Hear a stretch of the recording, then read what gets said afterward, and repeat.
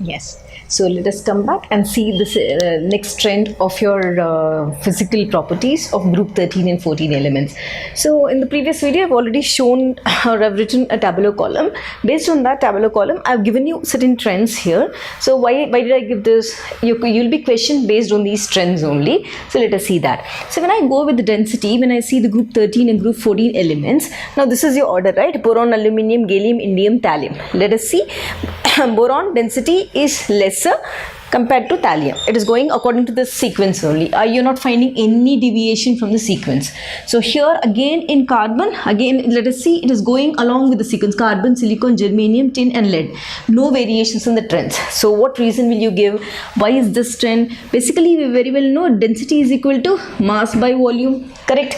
Now what happens as I go from top to bottom the periodic table, atomic number is increasing, right? Yeah. When the atomic number is increasing, fine. Let us speak in terms of mass.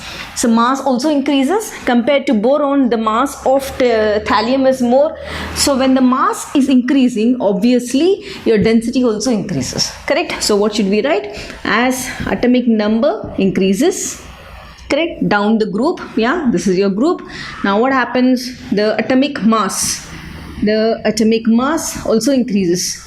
We very well know density is directly proportional to mass, so density also increases. That's it. So both the cases there are no variations. Simply you can write this reason. Let us come back to melting point and boiling point. Now observe. So when I go with the train, again this is your sequence. Let us see whether it is going in that sequence or not. Boron, aluminium, gallium, indium, thallium. Boron, aluminium. Yeah, there is a variation now. What is the variation? This is your variation. Your gallium has to come here according to the sequence, then indium, then thallium. So this is where you will be questioned by your teacher. Here let us come back and see. Carbon, silicon, germanium, tin and lead. Carbon, silicon, germanium, tin and lead. Not a problem. There is no variation. It is just increasing as the atomic number increases. Let us come back and reason. So now the question asked is, why does gallium possess your if I speak the minimum, because it is least, right? Minimum melting point compared to boron. Why is this maximum, right? Let us write the reason. Now when I speak about boron, the melting point of boron is very high because your boron has a structure, or it shows a structure called icosahedral structure. Icosahedral structure. What is icosahedral structure? Basically you have your arrangement of, it is like this. Your icosa, I'm not drawing the complete thing. It is your, yeah, this is your icosahedral structure where it is linked on all the sides. What do you have here? You have your lattice points linked in this way. Correct. So how does it, what does it contain? It contains 20 equilateral triangles. In this equilateral structure, in icosahedral structure, 20 equilateral triangles are joined together at 12 vertices. Means this 20 equilateral triangles inside are joined, or they're going to join at 12 vertex points or vertices. Means at this point 12 vertex points would be there where 20 equilateral triangles are joined. Means what does it mean? It has very close packed structure present in boron. Because of this close packed structure, so I obviously require more melting temperature to melt it. So this is the reason boron has higher melting point. So what reason will you write? Due to icosahedral structure. Yes, done. Yeah.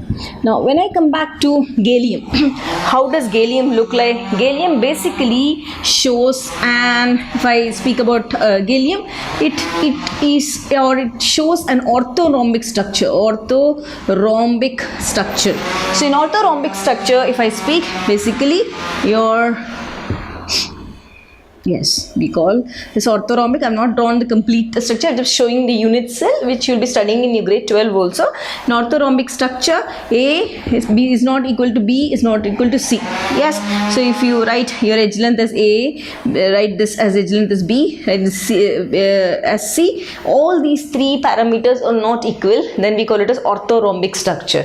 So compared to your icosahedral structure, orthorhombic structure not so, like it is not so tightly packed for in case of gallium. So because of this orthorhombic structure, yes.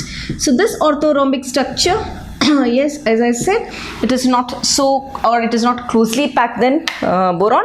That is the reason your gallium, because of the structure, it exists as a liquid at room temperature. So when you are holding gallium in your hand, it immediately turn into a liquid. Once you just take out or just put it on a table or something, if you take out it again, it retains its solid state thing. But at room temperature, when you're holding it in your hand, gallium is the only element in group 13 which is liquid at room temperature. Remember that, yes, because of this packing. So that is your particular trend. And group 14, they have, as I've seen, carbon greater than silicon, germanium, tin and lead. So simple logic. Why does the melting point for carbon higher? We very well know carbon has a covalent structure. Yes, it also exists in three allotropes, diamond, graphite and here fullerene. So we very well know covalent bonds are very, very strong. As I go down the group, yes, when I come down the group, what happens is this covalent character this covalent character starts decreasing. And finally, when I go down, when I reach this particular element at the end of the group, the elements attain a metallic property. Now, we already know covalent character. This, according to this logic, covalent characters or covalent bonds are more stronger than metallic bonds. Why? What is the reason? We very well know when I say covalent character, it means it is overlapping of atomic orbitals. Correct? One atomic orbital is overlapping with the other, the other atomic orbital is overlapping the other. So if the overlapping is more, I require more amount of temperature, more melting temperature, I require more temperature to melt that bond. Correct?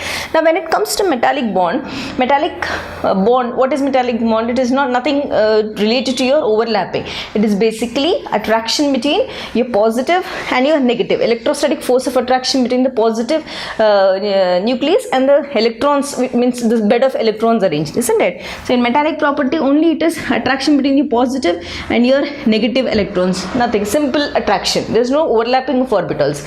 So that is the reason covalent bonds are stronger than metallic bonds. That is why carbon has maximum melting point compared to lead.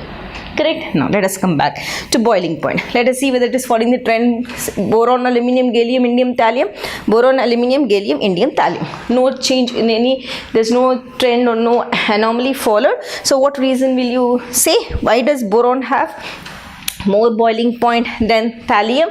So what should you write? Boiling point basically depends as size of an atom is smaller, right? So boron size of an atom is smaller. So when the size of an atom is smaller, what will happen to the force of attraction? Yes, your force of attraction. Okay. Otherwise, I'll write Z effective. What is Z effective? It is a nuclear force of attraction.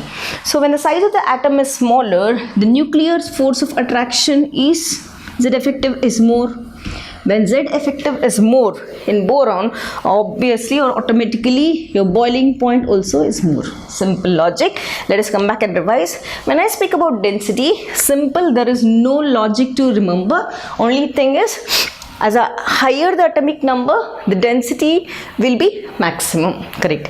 When I come back to melting point, I have to remember in terms of the structures.